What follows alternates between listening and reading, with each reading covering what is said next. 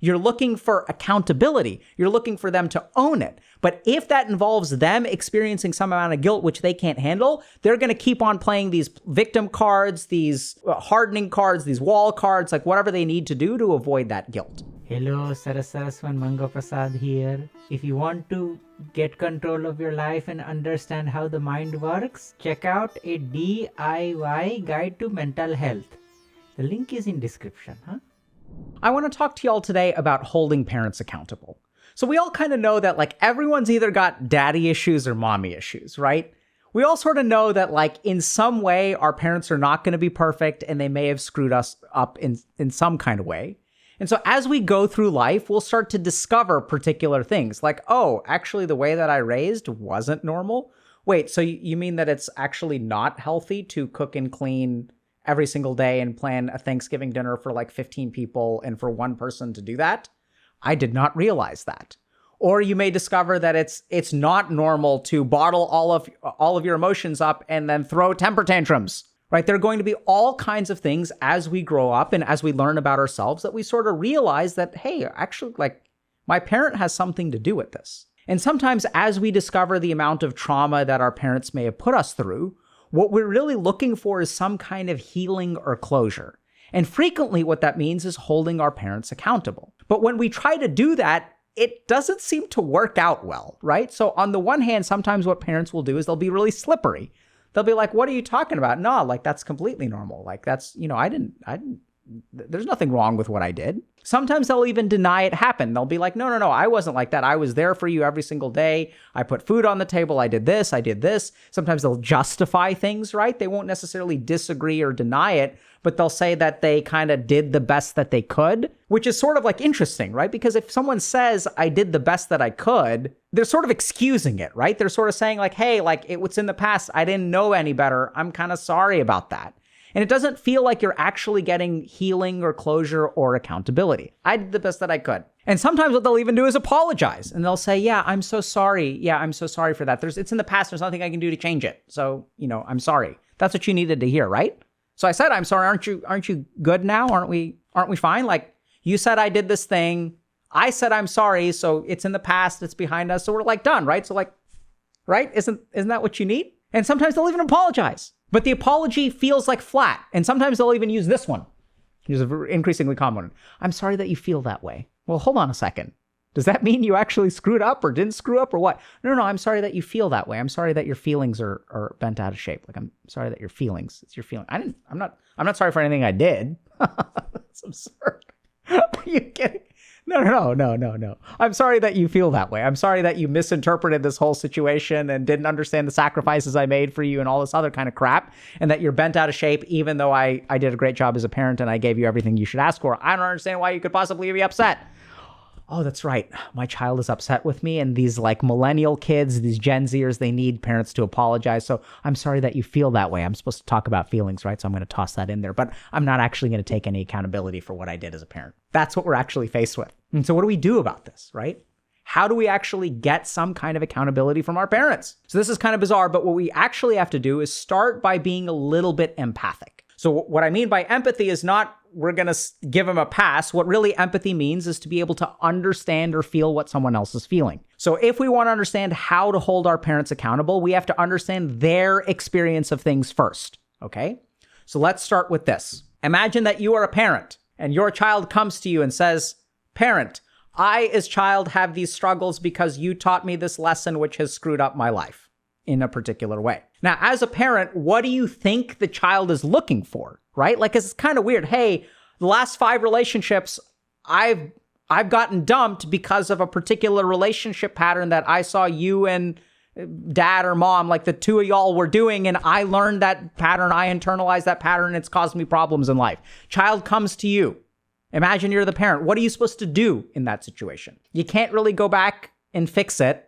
Maybe you want to apologize, so you'll say, I'm sorry, but like, what is the child really looking for? Are they looking for you to like rewrite history because you can't do that? Are they looking for you to change? Like, what are they actually looking for? One of the things that you can do as a child to increase your success of accountability is make it clear what you are looking for, right? So are you looking for an apology?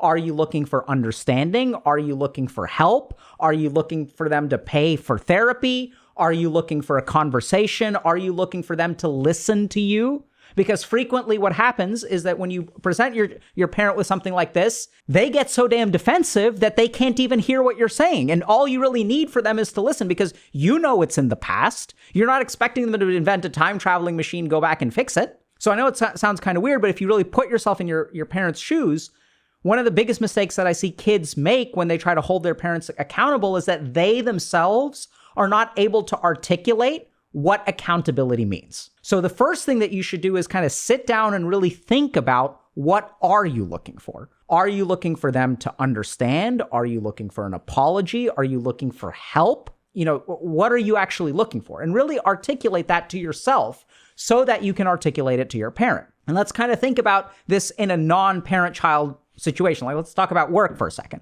So if someone comes to you and says, hey, you're screwing up at work, and then you say, okay, in what way? What should I do about it? Like, that kind of criticism isn't actually helpful unless it's constructive. And what does constructive mean? That means that when someone comes to you and points out something that you're doing wrong, that you're actually, like, they also point out like some kind of corrective action. Now, in some way, this is unfair on the kid because the whole point of the parent-child relationship is that the child should not be responsible for parenting the parent and telling them how to do better, right? That's actually the parent's responsibility. And the truth of the matter is that's just unfair to y'all. But this is unfortunately what it sort of means to have a parent-child relationship, is that on some level, you're going to have to accept some responsibility for guiding them and sharing with them what you're looking for. So even if you successfully do that, there's another problem that arises. So now we're going to move on to point number 2, which is that you really need to think and understand how your parents handle guilt. And this is what really drives a lot of kids up the wall, is that we don't really think about this, even if we decide what we're looking for is an apology. I want apology and please help me pay for therapy, or I want you to apologize and I want you to come with me to family therapy or whatever. Let's say you figure out what you want.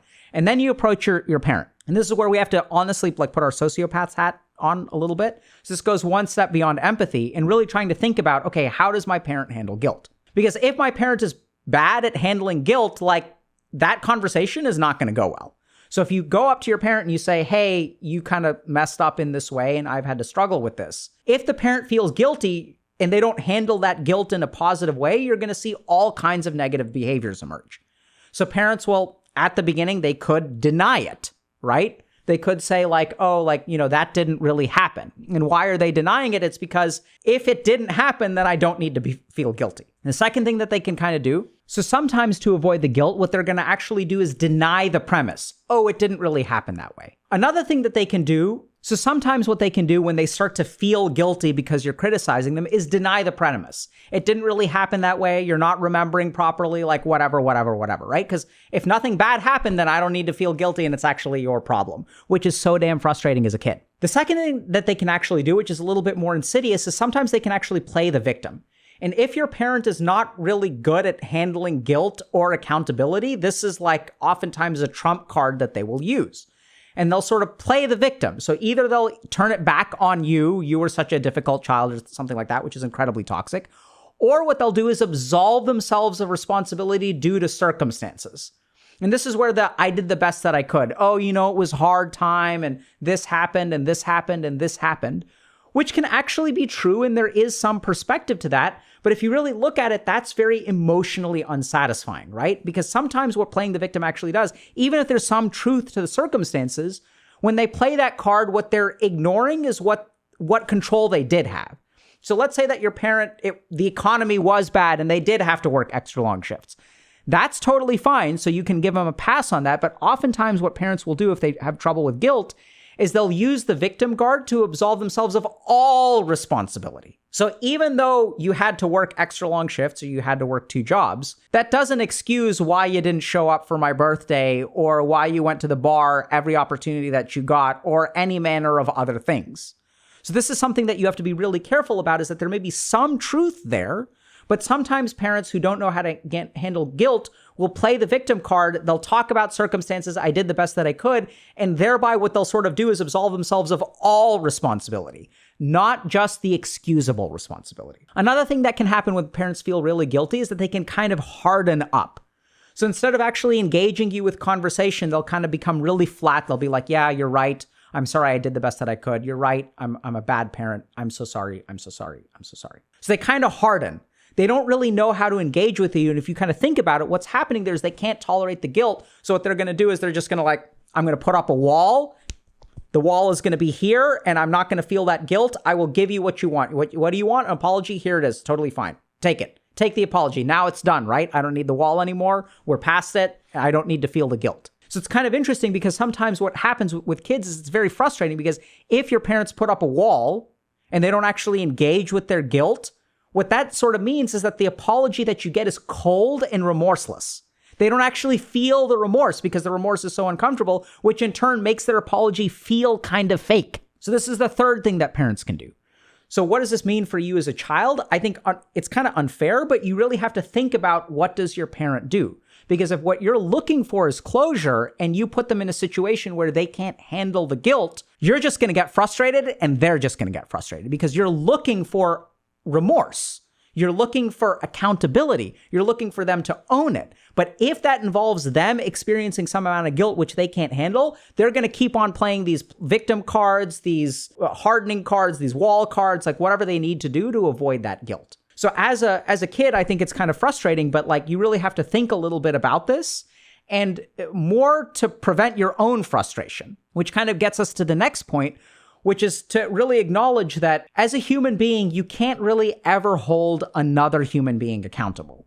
So if you're like a court of law, like sure, you can hold a human being accountable, but within a relationship, you can't force accountability on another person. And this is what's so difficult about dealing with parents is that we want accountability from them, but that accountability really they have to pick up. We can set boundaries, we can punish them, we can limit contact, we can go low contact or no contact or all these kinds of things. But that also is not enforcing accountability on someone. That's just what you control, right? So that's okay.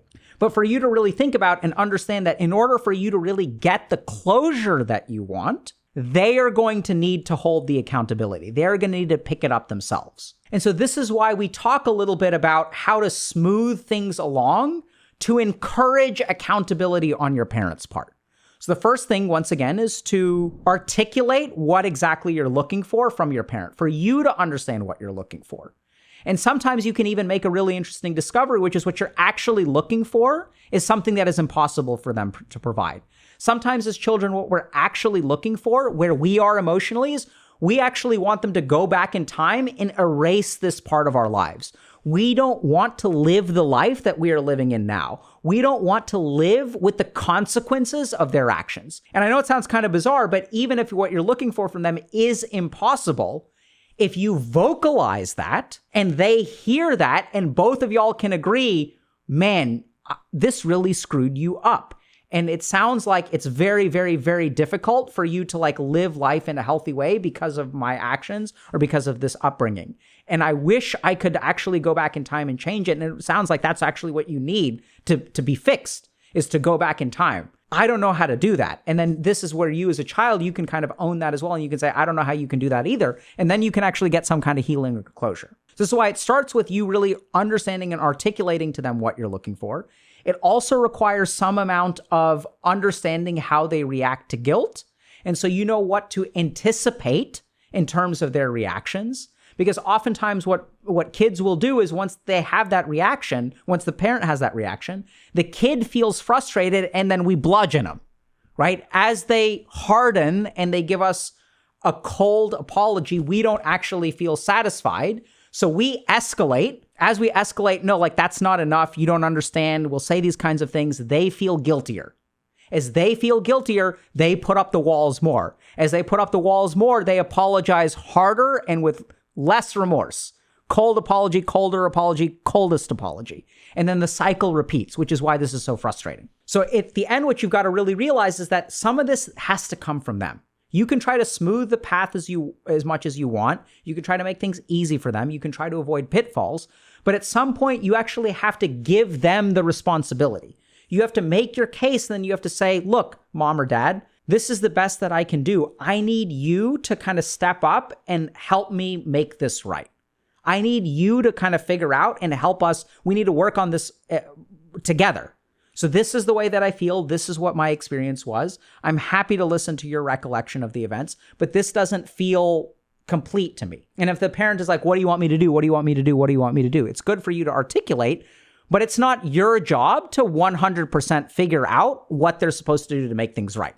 Because sometimes what we'll do is we'll tell them, I need you to do A, B, and C, and they'll do A, B, and C, but they won't do it with the right kind of feeling. They won't actually apologize with remorse, so it feels unsatisfying to us. So you can't really hold someone else accountable. And the third thing that I'd kind of say is encourage them to take responsibility. Say, hey, I don't know exactly what I want you to do. I need you to help me figure out how to move forward from here. I need your help with this because this is a relationship. Unfortunately, even if you do these three things, it may not necessarily work. And honestly, a lot of this stuff is really unfair to kids. But I've worked with a lot of parents. I've worked with a lot of kids. I've also have my own relationship with my parents and my own relationship with my kids. I have friends and family who I've helped in this way. And unfortunately, it's not fair that you need to do this. But if you're looking for accountability from your parents, I think this seems to be the best way to actually get it. This optimizes your chances of success by being very clear about what you're looking for, by really anticipating what are the pitfalls that will prevent my parent from engaging in this conversation. How can I sort of understand their guilt and understand what to expect and maybe not try in that way? And the last thing is that ultimately accountability from your parents is not forced by you. It's not like you have all the power and you're forcing accountability. It's actually a shared relationship where they need to accept responsibility. And in order for them to accept responsibility, you have to give them the space to accept responsibility instead of forcing it on them. Because if you're forcing it, you're really the one that's responsible, if that kind of makes sense. So I know it's really challenging, but I really hope that this kind of mechanism or this paradigm will help you foster a healthier sense of closure or healing with your parents.